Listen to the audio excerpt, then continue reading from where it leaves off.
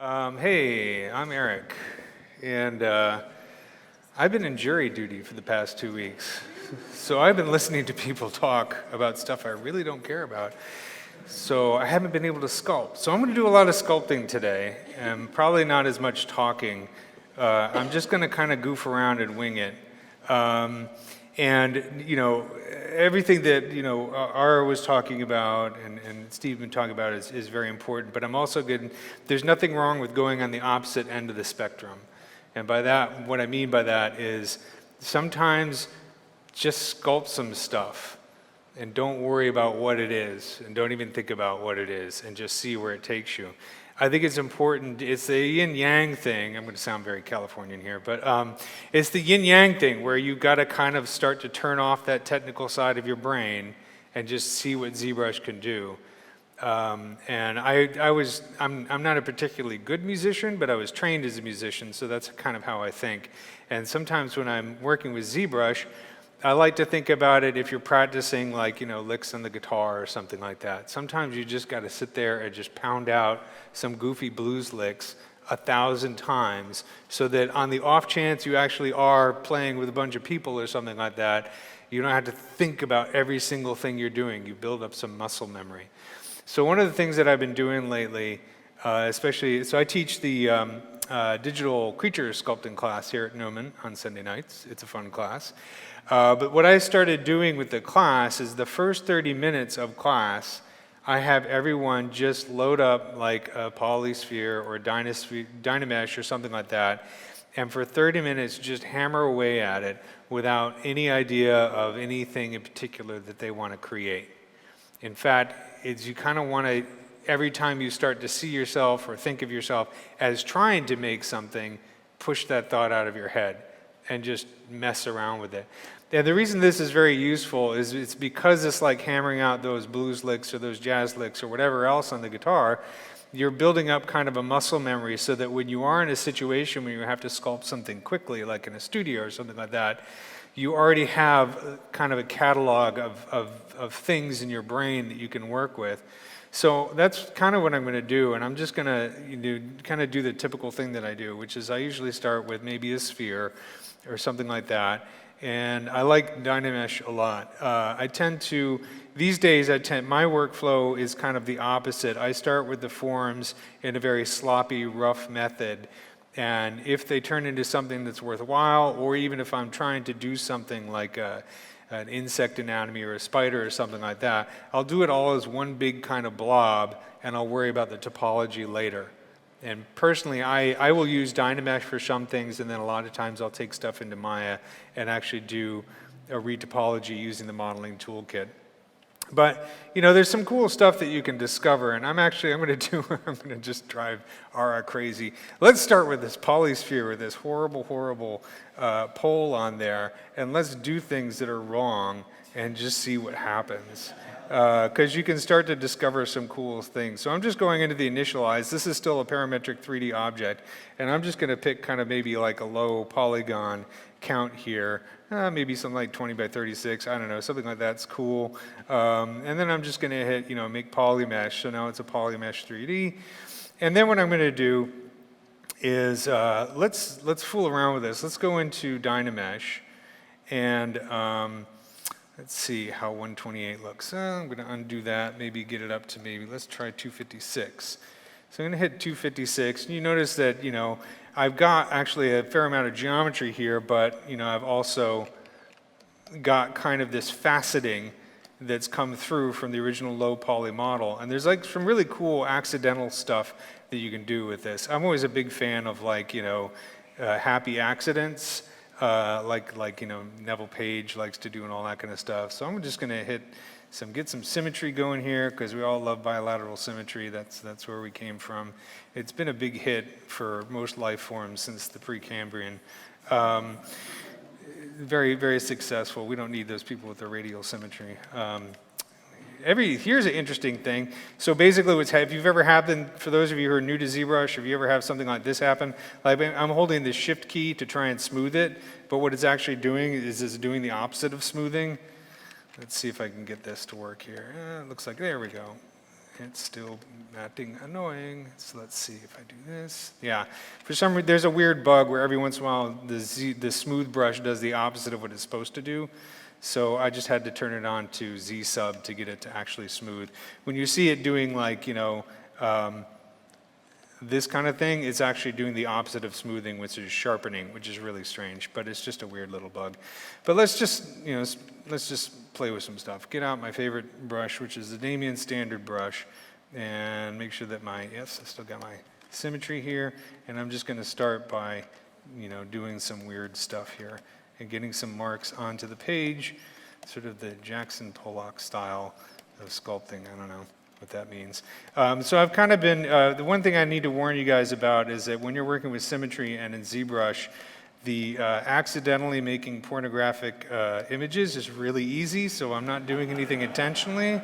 I apologize ahead of time. So if you see something horrible start to emerge on my sphere, just hide your children or something, I don't know. But there's some, really interesting things that you can do when you're just fooling around. I'm kind of like, you guys, for those who know me, probably know I'm a huge biology nerd. I love insects particularly. And that's something that I've been focusing on. When I first got into doing CG, I was doing it professionally for the Howard Hughes Medical Institute, which is actually a real place, started by Howard Hughes. And I did a lot of biology animations for them. And so that's kind of why I'm such a big science nerd. That's why I got into it. So I really got into doing insects for a long time, and that's something I still love doing, spiders and all that kind of stuff. I'm going to lower my Z intensity here. There we go. Yeah, ZBrush is acting kind of funky. What I can do, I'm going to try this. Go into brushes, reset all brushes. Why is my, I'm going to go back to, I know what I'm doing, I swear.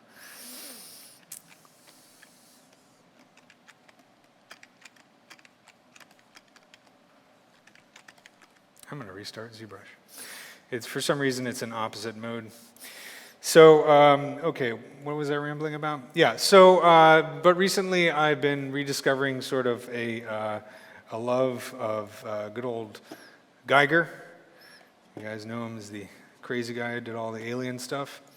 I actually got into Geiger when I was way too young for it, back when the original Alien came out. And I don't profess to be any kind of expert on his stuff, but I've kind of been enjoying getting back into his stuff recently. So this is a piece that I started working on last weekend, just kind of like this crazy sort of, I guess I'm also a big Trekkie, so this started out as a kind of an homage to Geiger, and now it's turned into kind of like a Borg Queen Geiger style in a way. So I do want to kind of talk about some of the things, the techniques that I used for making this. And let's go into preferences, initialize, whoops, I'm going to do preferences, config, there we go. And let's just go back into Dynamesh. And my basic material. Yes? I'm sorry, what? I have to tell a story? All right. Thank you. So I taught ZBrush here for 8 years, so I appreciate that. Leave me alone. Let's get rid of this goofy brush here. Yeah, so one of the things that I like to do when I'm working in Dynamesh here, or whatever, is I like to get some of this faceting and kind of start to play with it a little bit. So I'm going to up the resolution here to 256. And so this kind of like cool kind of grid work is something that you can actually turn into a detail. So what I'm going to do is I'm just kind of making some little blobos here. And then I'm going to go into geometry, clay polish, and I'm going to hit the clay polish button. And the cool thing about the clay polish button is it does clean up this geometry and smooth things out really quickly, but it also, if you can see, it leaves this very thin mask here. on the edges. You can control the amount of masking if you want, but I'm just going to leave it at the default. And then I'm just going to do Control-I to invert it, and then Control-H to hide the mask. So then what I can do is I can come in here and start to use this kind of grid work pattern as kind of like a cool, you know, mesh-like cyber or whatever detail.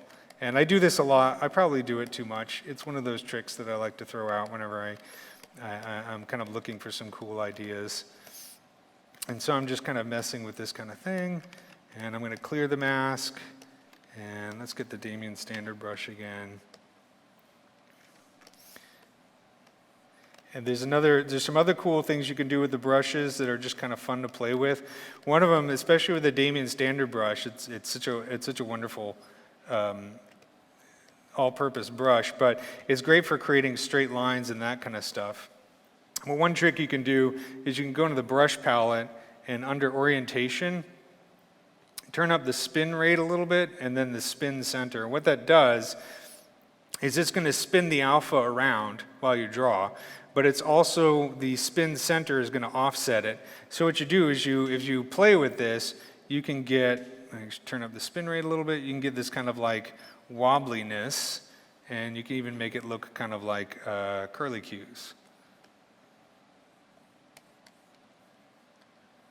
Let me make sure lazy mouse is on for a second.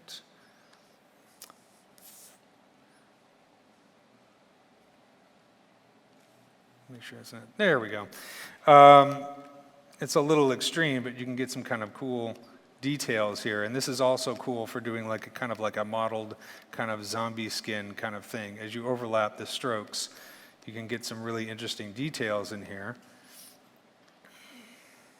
I'm going to turn down the spin center a little bit. So it's just a little bit more subtle. So if we're doing organic stuff, you can get some really interesting effects that way. And again, sometimes I'll just bash out some of these wild details, and it looks like garbage, but that's okay. Since I'm an organic modeler, I can afford to be nice and sloppy. And then maybe I'll hit it with that clay polish again, invert that mask, hit Control-H. And the other brush that I like to use a lot is the Form Soft brush. It's kind of like a kinder, gentler version of the inflate brush. And you can get some of these really cool details that look like random, you know, markings at first can start to look like some really interesting kind of biological kind of surfaces. So I'm just inflating it out and then hitting it with the smooth brush right afterwards to get this kind of nice kind of look to it.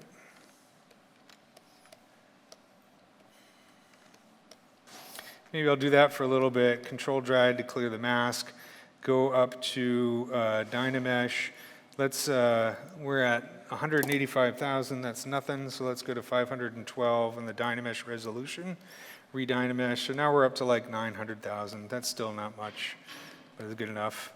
Another brush that I like to use that I've been playing with is, I love the spiral brush. You know, it has this effect of, I usually turn the Z intensity down because it is kind of an intense brush. But you know, it twists the mesh around. Well, that's pretty cool. You get kind of this Baroque kind of quality to it. But if you start to mess with it, like maybe throw on an alpha, even just a simple alpha like the circle, and maybe like a spray, it's brush stroke, you can get this, and then I'm going to bring up the Z intensity here. This is great, especially if you're doing some kind of like weird zombie skin thing, or you're just messing around. So the cool thing about this spiral brush is the more you draw, the more it kind of wiggles around. So you get this kind of really wild, psychedelic, zombie kind of thing going, and it's fun to play with different alphas and see what you get out of it. So again, okay, so I've got this spherical mess here. That's cool. Let's play with a little bit of the clip rect brush. So I'm just going to clip off the sides here and maybe redynamesh. And then the next thing that I'll usually do, and so usually in the mornings when I get an opportunity, I will do this exercise where I'll just set my clock for 30 minutes, and I will do this for 30 minutes, put on some groovy music or whatever, and this is the same thing I have my class do. So the first 30 minutes of class, everybody sits there and they silently sculpt for 30 minutes. The goal is not to make anything, it's not to make a face, it's not even to worry about whether or not what you're making is good or bad, or what the person next to you is doing, or what you saw online. The more you can push out of your mind that whole idea of trying to be good or bad or great or whatever, the more you can discover. I'm going to start sounding like Yoda here in a second, but you got to unlearn what you learned. You got to take some time to just screw around and not worry about sucking. Because it's that whole ego thing that starts to mess with our heads, and once we start getting caught up in what we're trying to do, we realize that all of our artwork might be good, but it starts to all look the same after a while. So you got to stop trying stuff and just start doing stuff. Yeah, I know, I sound like Yoda, whatever. So all right, what's the big deal? We got this kind of thing here. Another way you can improvise is I'm going to just append a sphere here, and let's scale it down. And so this is another way you can use a live Boolean, is you can actually use it as a, where's the live Boolean mem? It's down here, isn't it? Say that again? It's under render? Yeah, that's weird. Yeah, so if I put a Boolean here, and then maybe take the move brush,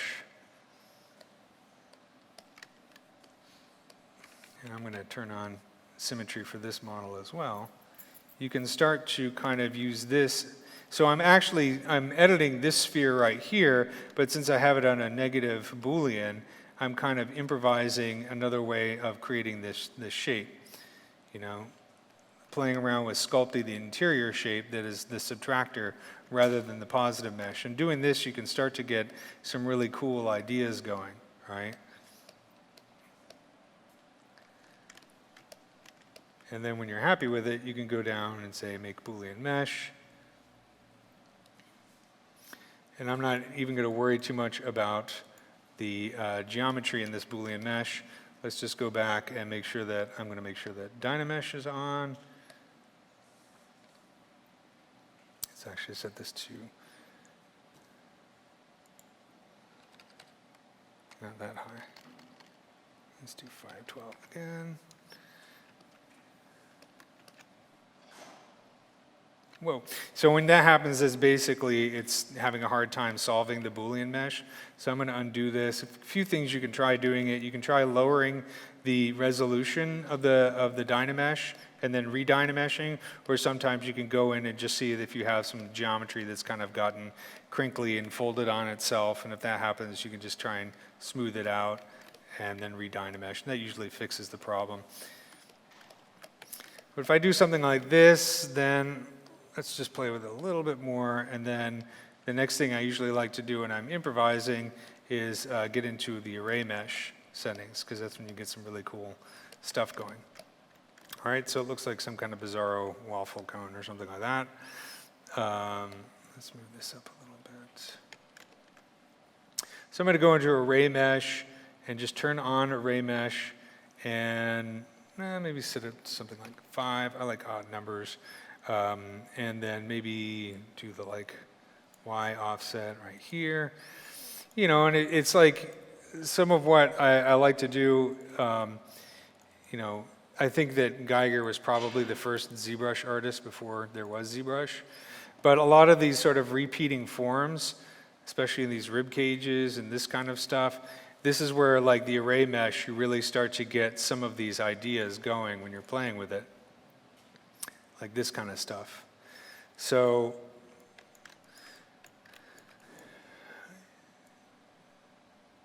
the idea, for those of you who haven't used array mesh before, all of these controls right here determine how it's making these copies. At the moment, these copies are instances, so it's not actually geometry. But you can sit here and just play with this stuff, and I try not to go too crazy because I am going to convert it into a mesh, and then we'll get kind of heavy. So, and you can actually layer and make multiple layers of array mesh, but I'm improvising. I just kind of want to keep it simple and just explore some forms. So if I change the mode here to scale, then I have my controls for X, Y, and Z, the amount of scaling. And then what's really cool is, of course, underneath the amount sliders, I also have these graphs that I can use to kind of change the way it's scaled, right? So if I look at the profile here, as you can see, if I increase the number of repeats, you can see that we're already starting to get something really Geigerish. That's a new word, I guess. And again, maybe reduce it just a little bit. So I'm playing with scale and offset. We also have rotate, which is a lot of fun to play with. We want to get some kind of cool spiral motion going. And then, of course, we also have the pivot, so we can kind of adjust the pivot. There's also, if you go into Lightbox, there's a lot of presets that you can use under Array. But for me, if I'm just fooling around, I just want to turn off the brain and just see what I come up with. So let's set this down to maybe, I don't know, 6 or something like that. And then I'm going to go down here and turn on Make Mesh. I'm going to turn off Extrude. This is the point that can be a little nerve-wracking because you can make a really heavy mesh. It takes a while, and it will sometimes crash. So that's why you don't want to be too attached to what you're making. That's the other advantage to improvisation. If things crash and go away, you just sort of accept it and move on. So I got this kind of cool little shape here that might be some kind of cool detail. I can go into geometry and under modify topology. It's fun to play with mirror and weld. If I hit mirror and weld, this is currently set to X. So it's mirroring across the X axis, which isn't really doing a whole lot for us because it's mirroring from this axis over to here, right? So it's going from this side to this side, which means if I do a mirror on the X axis, I'm mirroring nothing over to this side. So I want to mirror this side over to this side. So one thing you can do is go under deformation, and if I hit mirror, that will just flip it over. Go back to mirror and weld. There we go. So now you can see we're getting something that's kind of cool. It's 5 million polygons, which is not too bad, but if I'm fooling around, I don't want to worry too much about things getting too heavy. So I might go down to Dynamesh and say, let's lower this to, I don't know, 128. Actually, let's do 256. Control drag to re-Dynamesh. Hope it doesn't freak out. Didn't freak out. Yay, that's cool. You guys feel free to ask me questions if you want to. I'm just making stuff up as I go along. And you can shout stuff out because I'm looking at the screen. I can't see anybody if they raise their hand. So I'm going to do the clay polish again, invert that. Oops. Invert that. Control H hides the mask. I like to hide the mask when I'm working just so I can concentrate on the forms. So this is the kind of cool stuff that you can get going here.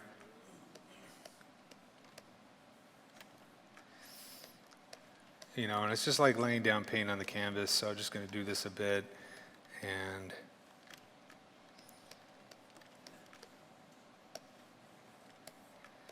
like this kind of branching stuff is really cool.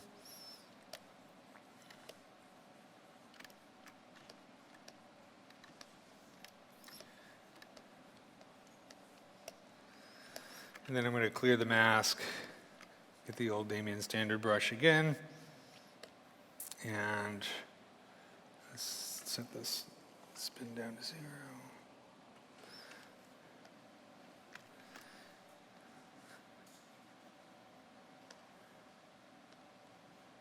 Turn on lazy mouse and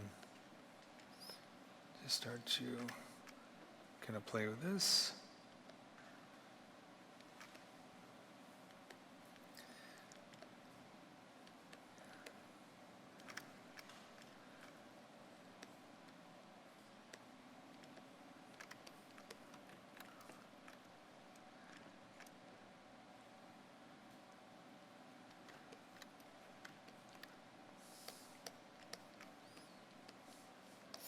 And so what I do is like, I just kind of, sometimes if these things are good, I'll save them. Sometimes, I'll just, if they're not, I won't.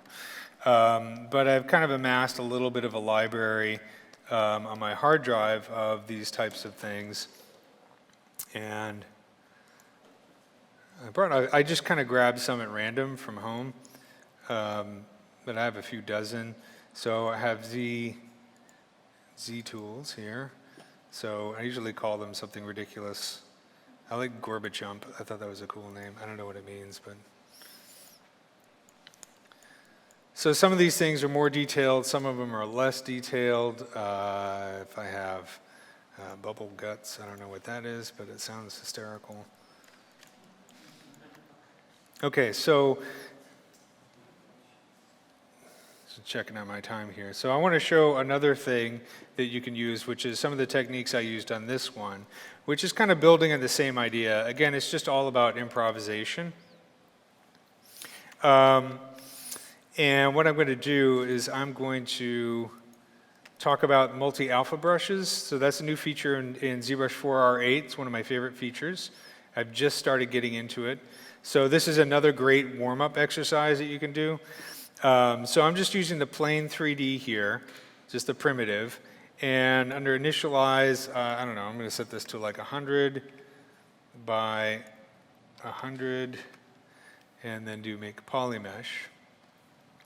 And what I'm going to do is I'm going to make a multi-alpha brush, and this uses vector displacement maps so that I can take the detail that I sculpt into this plane and turn it into an alpha, but a really cool alpha that includes things like undercuts. So a lot of these repeated structures here, these kind of random things, are all made with this special type of alpha. And they're kind of similar to using like an insert mesh brush in that you can make one brush that has a whole bunch of them and then just load that brush up whenever you need it. So I have this, it's at 10,000 points right now. I'm going to turn off smooth and hit divide a few times. So I guess there's a couple rules. I'm just starting to learn this technique, so hopefully I'm correct in this. But essentially the main rule that you have to follow is that the geometry used has to be a flat plane, and it has to have the polygons laid out as a grid. So in other words, I don't want to dynamesh this.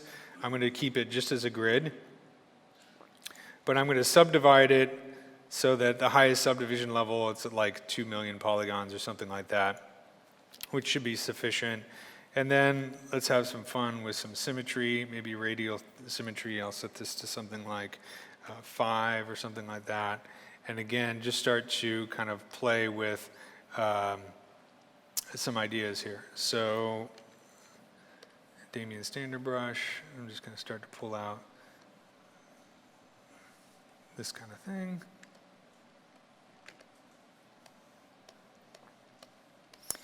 And again, I always like to use the clay polish. It's my latest addiction, just because you can get these kind of cool, bubbly kind of weirdness.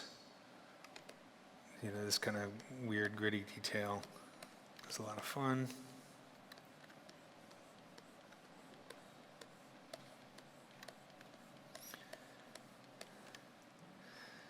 And some of this kind of cool grid stuff, that looks like an artifact. It is an artifact, but it's a cool artifact. I kind of like it, so I kind of want to keep it. So, I might spend 10 minutes on one of these. I might spend an hour, whatever. It seems to make the most sense. I'm going to clear that mask. Of course, the more you pull this out, the more of a form that you create, the more interesting your alpha is going to be, especially if you have things that have kind of undercuts. In other words, true three-dimensional geometry. And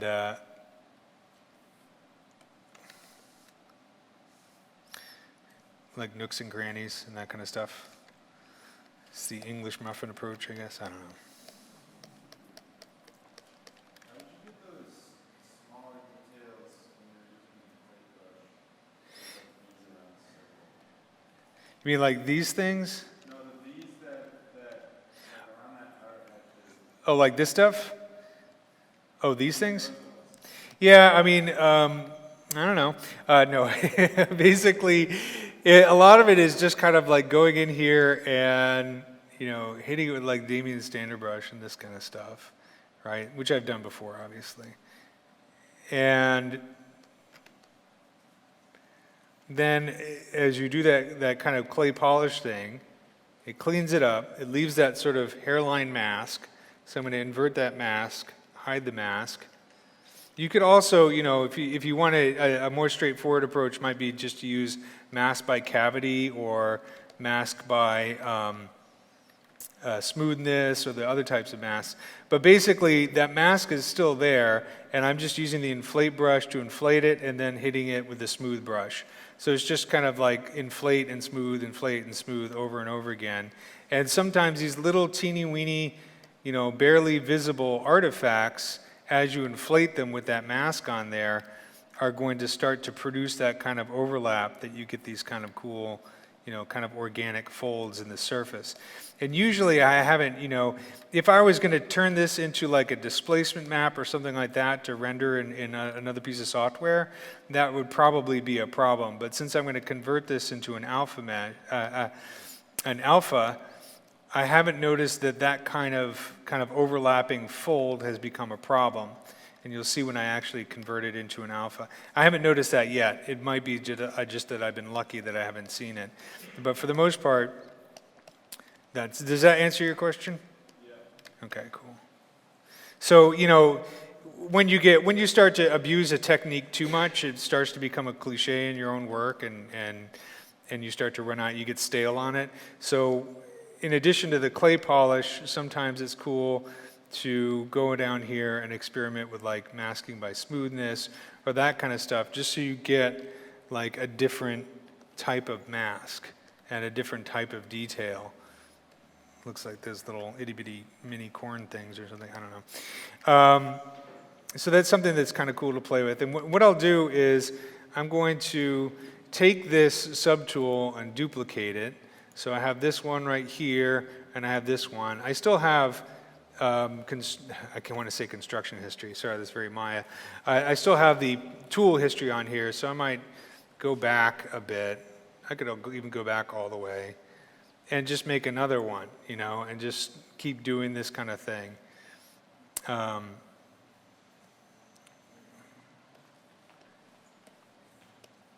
And build up a tool that has a whole bunch of different brushes. And I'll usually save this out as a tool, right? So in other words, I have a few right here that I've made before. Again, this is just, no, I don't want to save it. Hold on, I want to load it.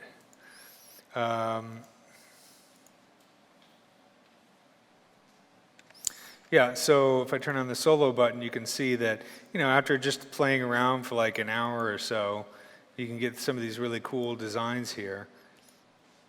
And then what you can do is to make this into an actual alpha brush,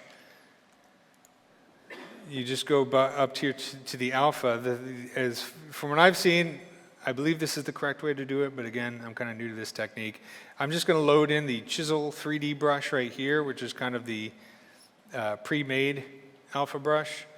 And when that's loaded, I'm going to go brush, create multi-alpha brush. And take a few seconds.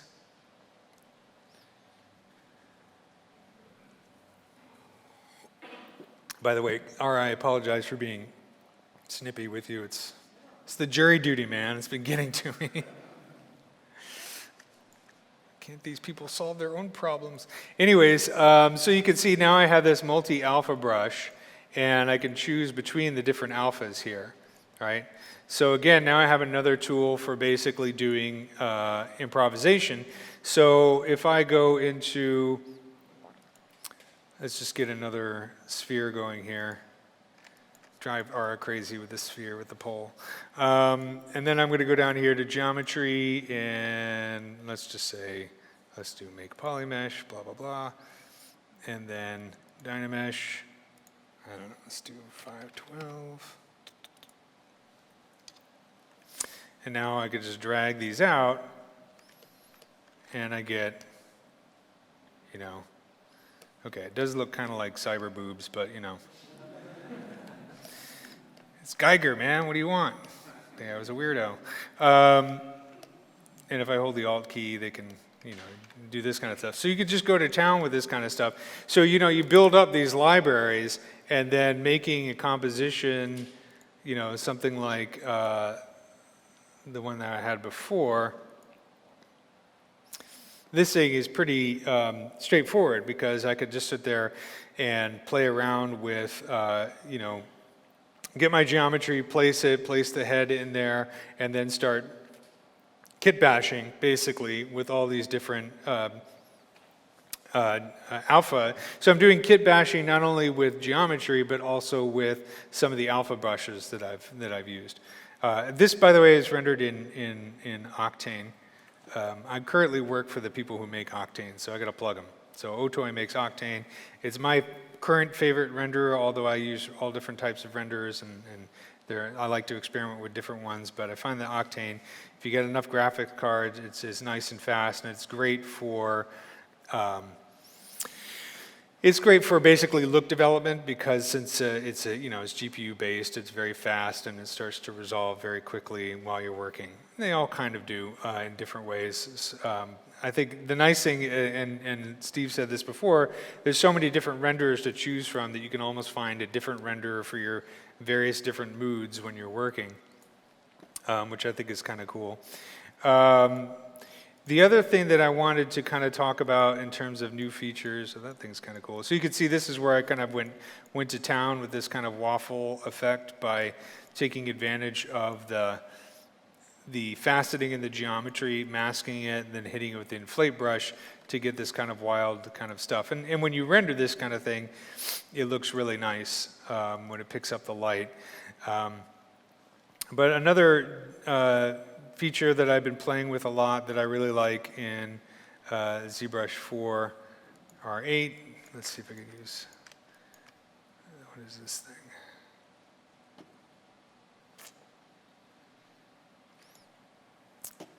Let's use the old gear. This is the gear primitive, so I'm just going to go down to initialize and just play with it real quick.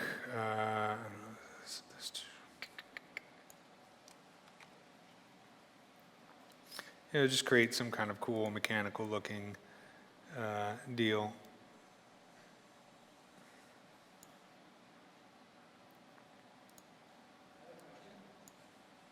Is that a question? Yeah. Is there any way you can load in a vector displacement from like a third-party program into ZBrush and create the chisel brush? Is there a third-party program to do what? Can you load in a third-party vector displacement and create the chisel brush?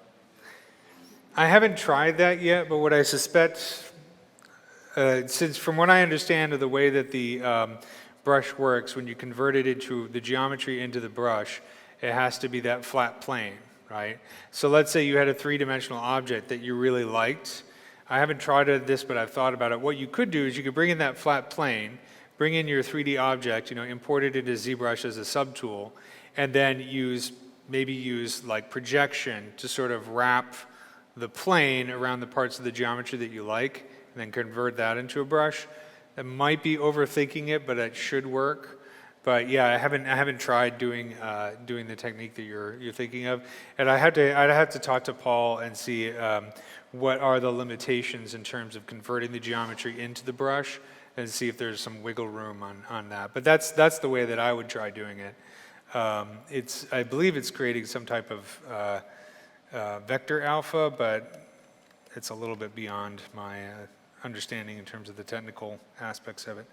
But I'm just going to make, okay, let's say I create some kind of piece of geometry like this, and then, what I'll usually do is, again, I'm going to use the array mesh, but sometimes what I'll do, if I know if I'm going to make a whole lot of these using the array mesh, is I'll take the Z modeler and just really quickly go in here and maybe delete some of the unnecessary edges.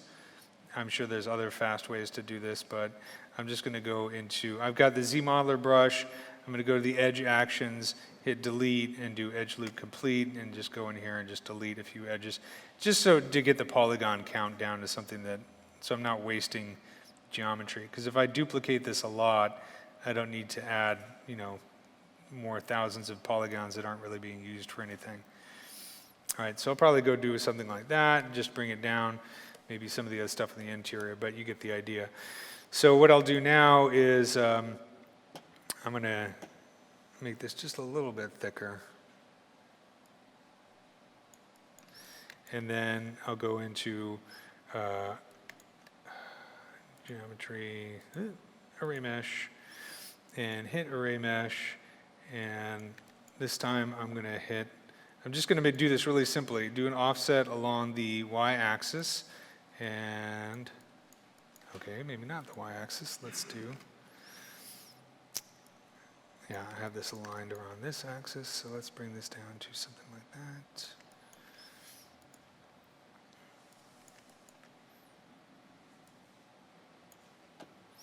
Let's scale it.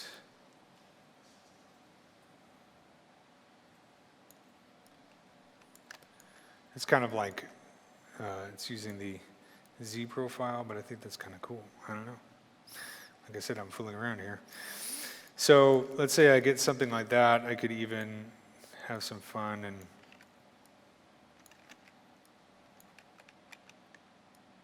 do a little spiral or something. I don't know.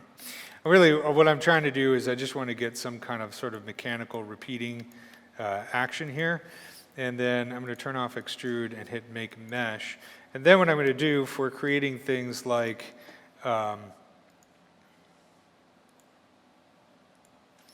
these guys right here, you know, I spent some time, let's see if I can zoom in on this, yes. Okay, so I spent some time modeling kind of like an interesting shape here. Then I used array mesh to kind of duplicate these over and over. And then when I went to placing these, it's the same with right here, you know, I've done it before where I've actually just converted a single piece of geometry into an insert mesh brush and then turned that into a curve brush. But if you guys have played with the curve brush, you know, sometimes it's a little bit frustrating to use. So a new technique that is a little bit more fun is to use one of the deformers. And I'm a big fan of the deformers. I like the bend curve a lot. Basically, the way this works is I'm going to use a curve to actually twist and bend this thing. So you have to sort of understand and play with these settings a little bit to figure out what's going on. The first thing I want to do is right now the curve is going across this axis right here, which is the x-axis. I want it to go along the z-axis. So this little cone right here, you can see has a little message there that's saying 1 is x, 2 is y, and 3 is z. So right now it's in the 1 position. If I pull it out, you see it turns green. That's the y position. If I pull it out again, that's the z position. So now I have 2 dots here. And the next thing I want to do is maybe change the resolution of the curve. So if I start to pull this up, it adds more dots to the curve. And now I can start to move these dots around. And I can start to kind of play with bending it around my surface. And we also have this little cone here that can control the smoothness. We can actually, I'm going to leave symmetry off for the moment. We also have this type of, then we can actually control the twisting around individual points. So again, this is just something that I've been starting to play with, but you can see it's a lot easier to use than making an insert mesh brush and making that into a curve, because it's also non-destructive too.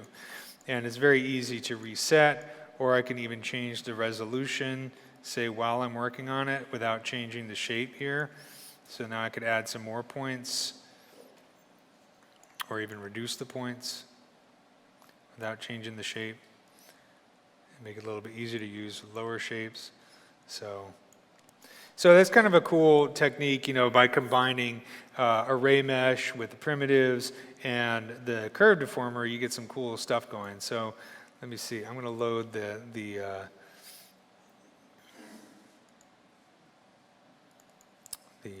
girl here. Let's see. What I usually do, you know, depending on how much time I have, if I'm just sort of improvising an image or something like that I want to do in a cool render, what I might do is, for this particular one,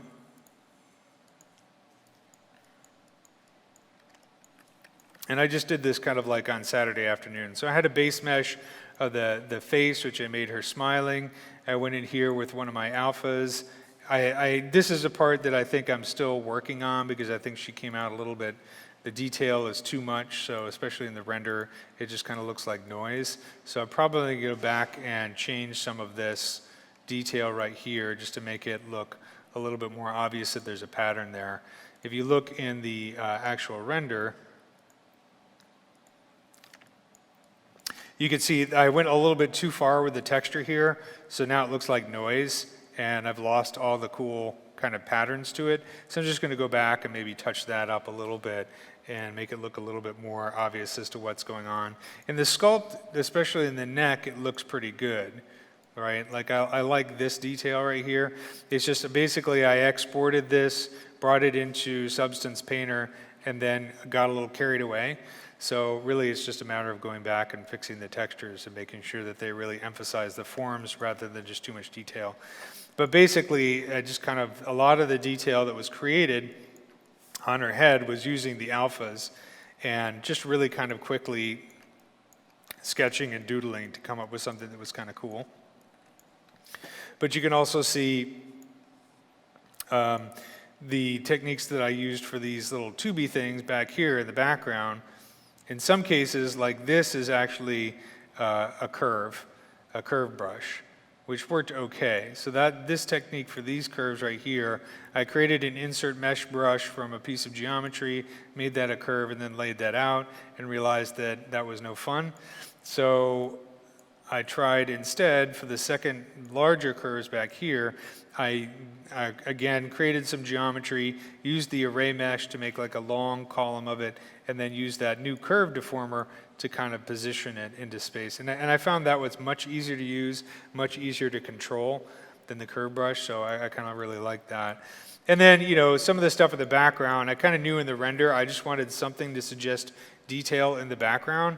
So this is just one of those weird, goofy things that I improvised, you know, in my little morning sketch routine. And just kind of threw it in there and to see if it would work. And it worked pretty well.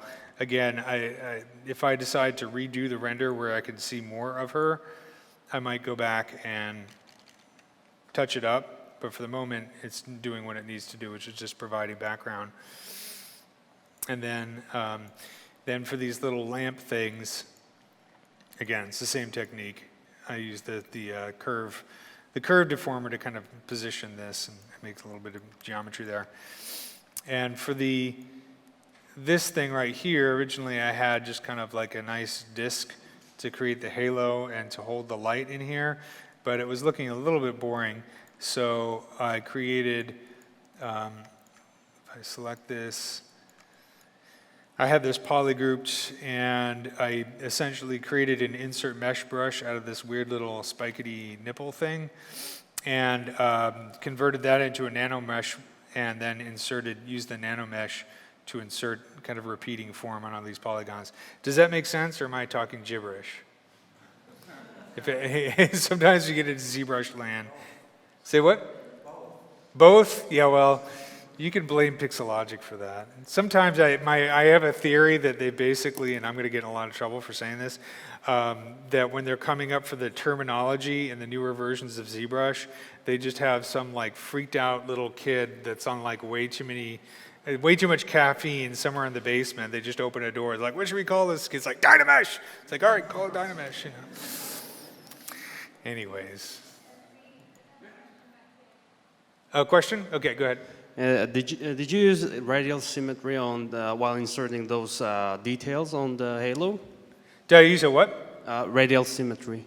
For this one, you know, I tried that for about 5 minutes, and then, you know, for the details on the actual geometry itself, yeah, what I did is I took a really simple cylinder primitive, and then converted it into a polymesh, and then we used, I think for this one, yeah, I probably did use radial symmetry. But, you know, the nice thing about using the Z modeler brush is if I have, you know, if I have these, like if I have this as, I'm going to set this to polygroup as the action, right? And I'm going to actually turn off symmetry. So I'm going to turn this to polygroup as my face action, and then I could do polygroup, use polyloop as the actual where it's going to perform the action, and then I could set this to checker, right? And then as you can see, as I'm hovering over the polygon, you see that little orange line? Yeah. That's telling the direction of where it's going. So if it's going this way and I click, you can see now I have this polygroup which is alternating yellow and green. So now what I could do is I'll go back to QMesh and say polygroup all, and it's just going to QMesh the green polygons, right? So I just kind of created these kind of extrusions using that kind of technique. And then what I did is, and this is all kind of just making it up as I go along, I created this very simple geometry here, right? Yeah. Converted it into an insert mesh brush by going to brush, create insert mesh brush. And then I converted that insert mesh brush into a nano mesh brush. I gotta find that 8-year-old kid. Nanomesh! Created a nanomesh brush, made sure that I had a polygroup on each of these faces. And I probably did something stupid like had to go in and polygroup each of those individually because I was making it up as I went along. But then basically I did a nanomesh on that, and I didn't even have to use radial symmetry. So, but you could do it with radial symmetry as well. Either way works just fine. But I just did that on this side and this side because I just really wanted something to, catch the light in the render and make it look like there's some nice detail going on here. Again, this is kind of like a work in progress, so I'll probably go back and play with this a little bit more. There's a certain point where, you start to get too much detail and everything looks like noise and there's nothing for the eye to land on. Like this right here came out as a completely unintentional happy accident just in terms of the shader that I was using that in Octane and how it interacted with this really simple geometry right here. But it does kind of it reminds me in the render a little bit of our friend the xenomorph, maybe his head or something like that. That kind of thing. I might go back in there and start playing with the shaders and make it look a little bit more complex, but if I start to put too much detail in there, it'll start to look less interesting. I mean, it's nice to have the contrast with kind of smooth, low detail with kind of jagged, high detail, kind of alternating like that. So we'll see. For a lot of these, I spent a lot of time texturing her face and probably too much time texturing her neck, but a lot of the other details you see here is just basically like procedural shaders using Octane. So I might go back and start to texture them a little bit. Depends on how excited I am about UVing some of this crazy ass geometry. I could say crazy ass, right? Oh, it's too late now. Cool. Any questions? Other questions? Yes. How did you prepare the sweat? Did you go into substance, or did you? The sweat was obnoxiously easy.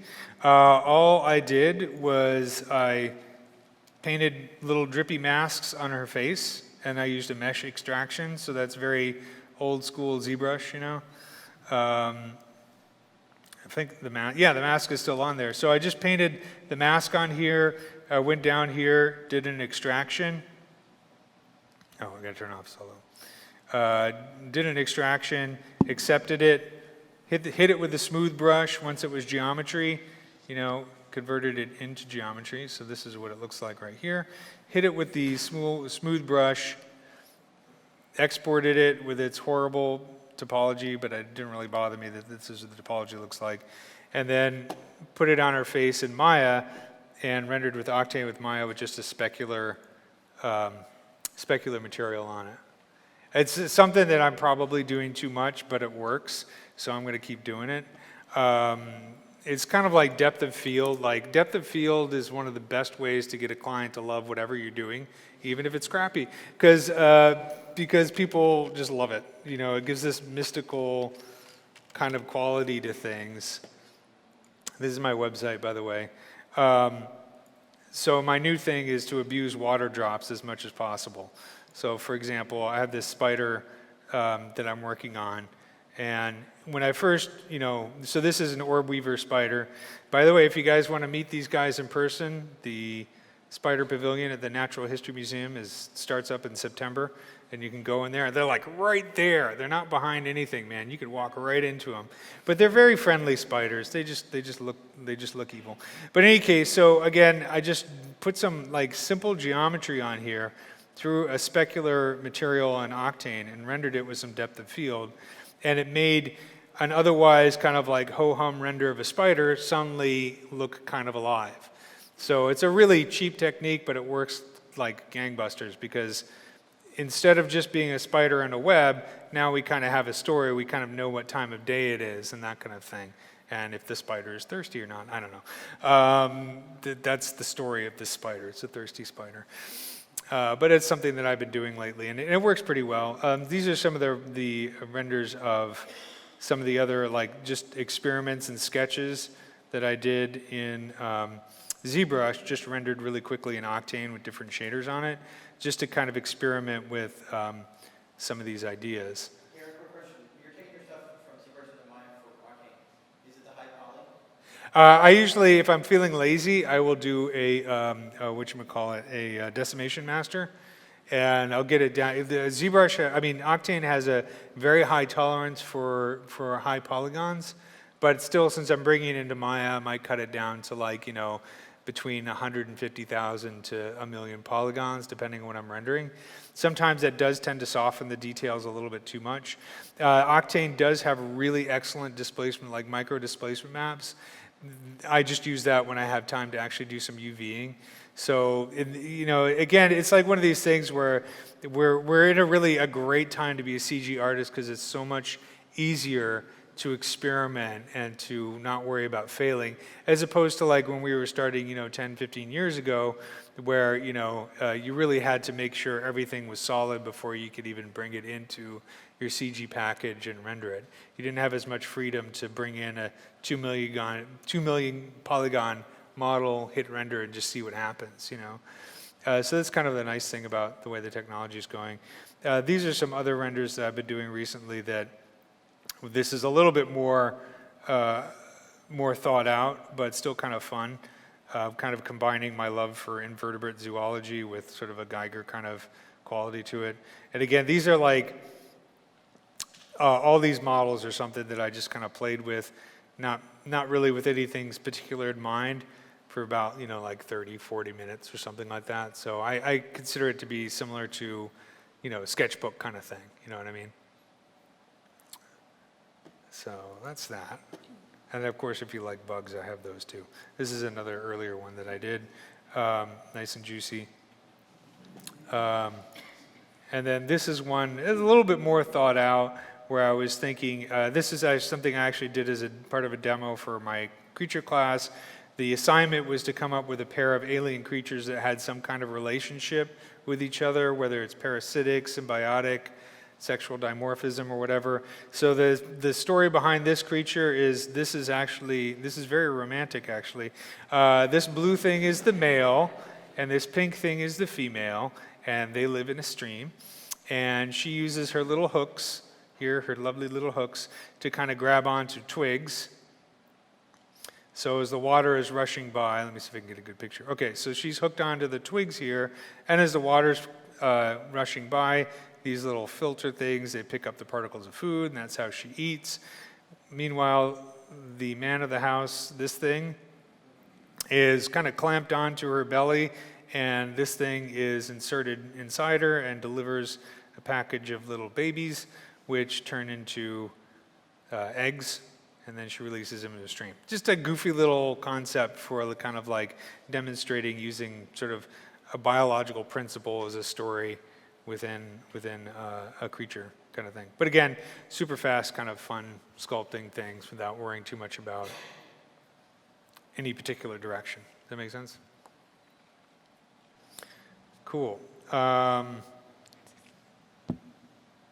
Eric, one of our live stream viewers would like to know if you ever use Keyshot to render. Yeah, I do. I like Keyshot too. I think some of these older ones are Keyshot render. This is another. There we go. There's a Keyshot render of a wolf spider and her babies. This is I did for Mother's Day. No, I didn't. It came out pretty well. I'm not totally happy with it. I I kind of like Octane a little bit better, but I also know Octane really well. So, and also since I'm a Maya artist, I tend to, like a lot of, this is an Octane render. This is a Drosophila melanogaster. It tends to render paint effects really well if it's like simple hair stuff. And so I kind of like it a little bit better than Keyshot. The downside of using it is I can't just click a button and send it over to Keyshot and have everything render with Polypaint. I do have to spend some time really working on the textures and the UVs and all that kind of stuff. So it's not as instant as Keyshot, but I like the way the renders look a little bit better than Keyshot. But that might be an issue of me just not spending enough time in Keyshot. But this is one that I like, which is a Mexican honey wasp. So that's an Octane render. This, by the way, is an actual insect. My friend Alex Wild sent me some dead specimens of this thing. This is the only wasp that actually makes honey. The only other animal that makes honey that we know of is, of course, honeybees. So it's kind of cool. It's a cute little critter. So I thought that was really cool.